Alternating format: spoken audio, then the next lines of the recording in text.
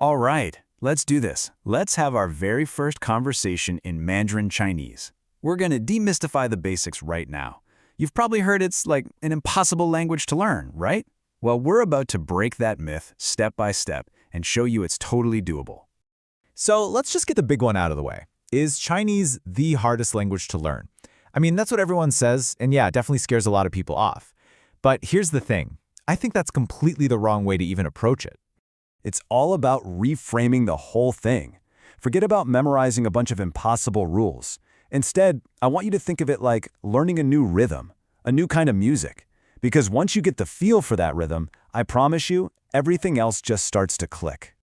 Okay, so let's jump right into that rhythm. You're about to see why the grammar is actually way, way easier than you might think. Okay, look at this. If you've ever tried to learn a European language, you know the pain, right? Verb conjugations, all those different tenses, trying to remember if a table is a he or a she. Well, guess what? In Chinese, none of that. Zero. You just don't have to worry about it. The whole system is super streamlined. All right, so if the grammar's so easy, there's gotta be a catch, right? Well, here it is, the tones. But don't panic, seriously. The best way to think about them isn't as something difficult, but as musical notes. Every single word has its own little melody, and once you learn the notes, people will understand you. That's the secret. So there are basically 5 notes to learn, 4 main ones and a 5th neutral one. And we have some pretty easy ways to remember them.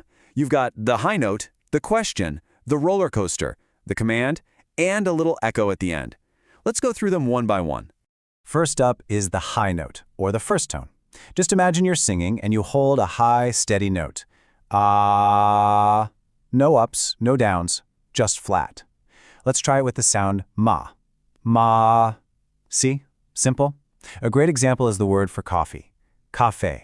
Hear that? Ca-fe. Both high and flat. You try it. Okay, next up, the second tone, the question tone. You already know how to do this one. Seriously, it's the sound you make when you're surprised. Like, what? See how your voice goes up? That's it. It starts in the middle and rises. Ma. Listen for it in the word for classmate. 同学, 同学. You hear that lift? And now for the fun one, the roller coaster. This is the third tone. Your voice literally takes a little dip down and then comes right back up. Ma. It's a little scoop. And this one is super important because it's in the word for I or me, which is 我. Let's try that one together. 我. Feel that dip? All right, tone number 4, the command. This one is sharp, it's fast, it drops from high to low, bam. Like when you tell a dog, sit, or you say, hey. It's very definite. Ma. You hear it perfectly in the word for goodbye, 再见. Hear how both parts drop? 再见.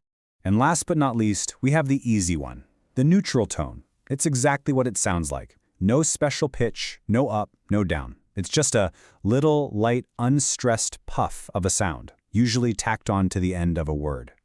The classic example is the little word ma, which, as you'll see, is super useful for asking questions. Okay, you've got the basic rhythm, you know the 5 musical notes, now it's time for the fun part. Let's actually start building some words and putting these tones to work. So, the first phrase pretty much everyone learns is hello, ni hao. Check out the tones. It's a third tone, ni, followed by another third tone, hao, and the meaning is actually really cool. It literally means you good. How nice is that for a greeting? This is your go-to all-purpose hello. Okay, so you've said hello, how do you introduce yourself? It's ridiculously simple. You just say, 我是, which means I am.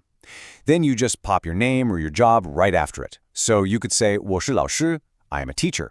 Or 我是学生, I am a student. See? Easy. All right, here's a little pro tip for you that'll make you sound way more natural. The word for not is 不. It's a 4th tone, that sharp falling one. But if you put it right before another 4th tone, it changes. It becomes a rising 2nd tone, just to make it easier to say. So, to say, I am not a teacher, you don't say 我不是老师. You say 我不是老师. It's a tiny little tweak that makes a huge difference in how you sound.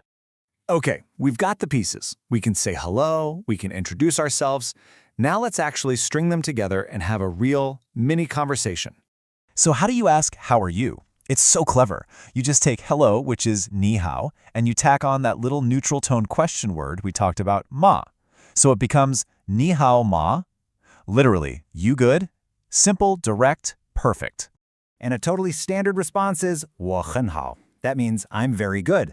Now, to bounce the question back to them, you don't have to say the whole thing all over again. You just use this super handy little word, Nina. That net is another one of those neutral tone particles, and it just means, and you? So efficient. So to finish off this little chat, you can say 我也很好. I'm also good. That little word 也 means also. And then, of course, it's always nice to add a thank you, which is 谢谢. Listen to the tones there. A sharp fourth tone followed by a light neutral tone. 谢谢.